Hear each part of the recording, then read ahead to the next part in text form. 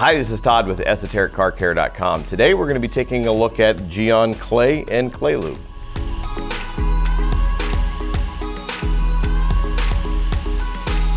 Gyeon Clay Bar and Clay Lube. These are products that have actually been around, or a category that's been around for a long time. It's been in the Gyeon line for the last couple years. We find it to be really helpful here in the shop. Let me talk a little bit about what claying is and what it is not, and how to use it. If you've been on any kind of forums or anything, you've heard people talking about claying, or you've seen commercials, you know, a guy in a nice white lab coat out there claying on a car. What is it for, and when do you want to use it? What a clay bar is, this is detailing clay, similar to any kind of clay that you may be used to, designed specifically for detailing. And what this is designed to do is to remove any embedded contaminants on the surface of the car. And what happens is, you know, either stuff being thrown up from the road, airborne elements, they stick themselves to the finish. And the way that you know that is, like, during your washing process, you can go over the vehicle with your hand with a little soapy water on there. And if it feels abrasive, or you feel little bumps and things in there, those are the items that have stuck themselves to the paint that would be removed by a clay bar. Do those things do any damage to it? Depends on what it is. If you get iron particles into the paint, that comes up usually from the brake pads. Those eventually will get, they'll embed themselves in the paint, they'll get little rust blooms, and particularly if you look at it on a white car, you can see that in the lower areas up around the back. And for something like that, you'd want to do kind of a combination. You can do both a chemical decontamination and a mechanical decontamination. Chemical would be something like Gyeon's Iron, where you're going to go in, it's designed to neutralize metal particles first, then you come back and you use your clay bar to remove everything off of it. But as part of talking about clay, I'm also going to talk about a subject relative to claying a vehicle that nobody in the industry seems to be talking about, and I think it's very, very important. You know, me as an educator at the Elite Detailer Academy, I feel it's very important to talk about, but we're going to wait and hold that towards the end of the video. But with claying, there's some things that you want to make sure that you're doing with it. First of all, when you have a clay bar, you're not going to use that entire clay bar all at one time. You want to break it up into small sections. You can break it up into 3 or 4 sections, take the rest of it, put it back in the container. Then you're going to fold it and knead it into a nice workable size that fits in the palm of your hand, and then you're going to work your sections from there. As you're working the surface, first of all, you're going to spray it down liberally with a clay lube. This clay lube from Gyeon can either be used full strength as is, or you can dilute it as much as 10-to-1. First, you're going to thoroughly wash the car, then spray down a section. Don't go too far ahead, maybe half a door at a time. Completely wet the surface, and then go back with your clay, and you're going to just lightly rub it against the surface. You don't want to apply a bunch of pressure. The more pressure, the better the chances you have at marring or scratching the surface. But just enough to take everything off, and you can typically both hear and feel as you're removing those contaminants from the surface. And what you're going to do is you're going to stop every now and then, and you're going to take that piece of clay, because if you look at it, you'll see that it's got a lot of dirt and other particles in it. You want to fold it, knead it, and then flatten it back out, go work a little bit more, stop and repeat that process a few times, even on an area the size of a door. You want to try to keep as fresh of a piece touching the surface at all times. And if it's a really dirty vehicle, you may go just a couple sections and decide you want to set that piece aside. It is spent, grab another small piece, and start off the same way. Knead it, flatten it out, spray it down with clay lube, spray the surface with clay lube, and work it that way. And a note of caution, should you ever drop a piece of clay on the ground, just go ahead and throw it in the trash, because all it takes is to pick up one item off of the ground, and you go apply that to the surface, and you could potentially do scratching on it that you can't even get out with machine polishing. So you want to be real careful, and that's why you don't use one whole clay bar at once, because you drop it, you've just wasted the whole thing, and you got to go out and buy another one to get the job done. And claying, when it comes to contaminants, most of the areas you're going to find, those lower areas around back, up on the trunk lid, a lot of stuff gets built up that way.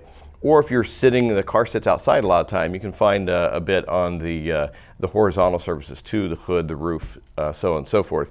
If you feel it's got a real crunchy feel to it, that's when claying is going to work best for you. Very simple process to use, and you can also use it on glass, windshield. You get contaminants on the windshield. It's safe to use it on there as well. Get all that stuck off. Or if you're working on wheels and you've got contamination on the inside of the wheels, you've removed them from the car, clay is a good way to get all that stuff out of there, to get it thoroughly cleaned up for whatever kind of coating or other process that you're going to do. It's been around for quite some time. People have been using clay successfully for years.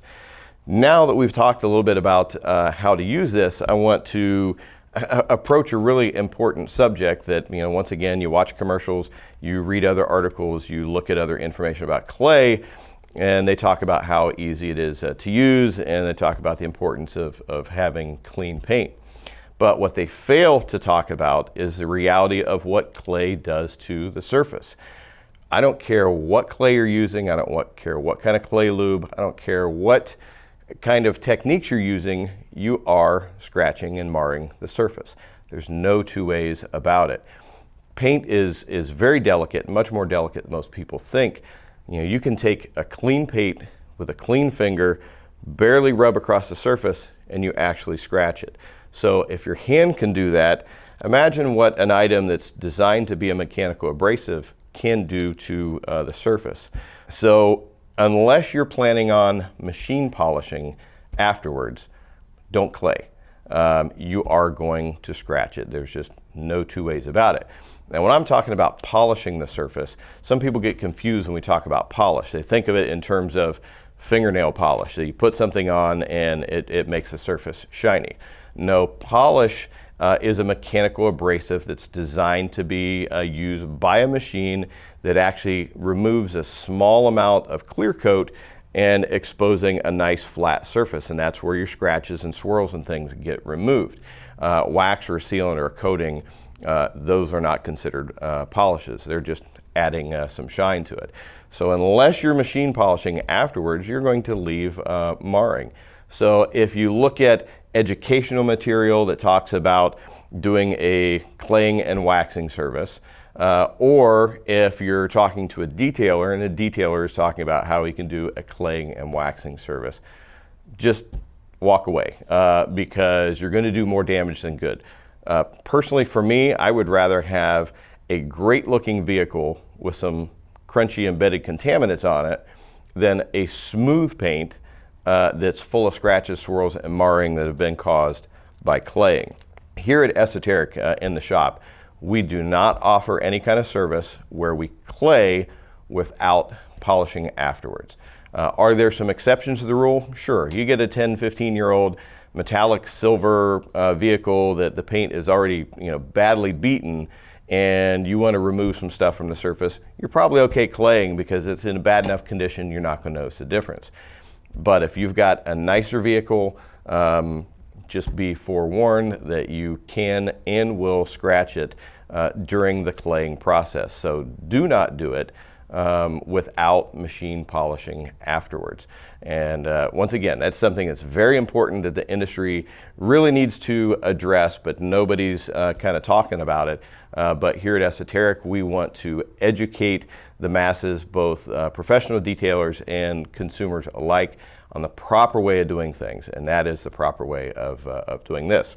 So, as you can see, simple to use, but you've got precautions that you want to go along with it. Just so stop and think twice about, do you need claying, or is it you have the ability to correct the paint afterwards? If so, clay it, get it nice and smooth, get all the materials off of there, and go into your polishing process. If not, maybe wait until that time comes where you can do it that way to make sure the paint looks good. Process very simple to use. Very good products from Gyeon, both on the clay lube and the clay. But don't just take my word on it. Go on our website, esotericcarcare.com. Take a look at the product page for these items and read some of the reviews that others have left behind. And we always appreciate if you take a moment to leave a few comments as well if you've got some experience with it. And after the video here, make sure that you subscribe to our YouTube channel because we're constantly adding new videos on detailing products, tools, and techniques. And we also appreciate if you share our videos on your favorite automotive and detailing forum because we like spreading the word on proper detailing education. Well, that's about all for today. For Gyeon Clay Lube and Clay and EsotericCarCare.com, I'm Todd Cooperrider. Thanks, and we'll see you again next time.